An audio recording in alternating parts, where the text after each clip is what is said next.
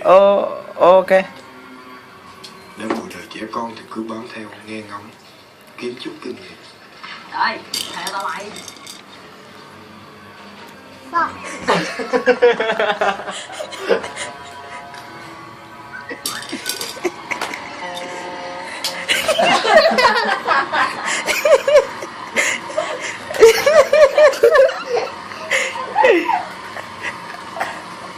Pet yêu. Đúng rồi. Pet Con chó này. Đâu đi đều ăn đuổi mà nhá.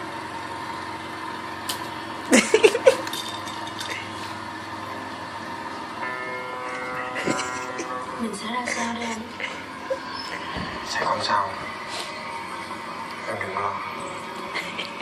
Sao anh biết?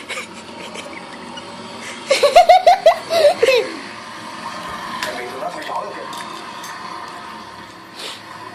Em mới lại, tụi nó không đuổi anh đâu. Đi thì đi chung, lên xe. Là con biết Phương không? Anh chạy đi em không chết hả?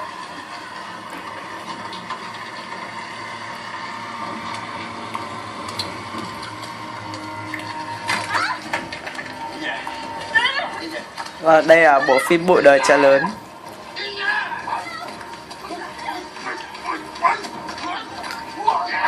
Tạm biệt.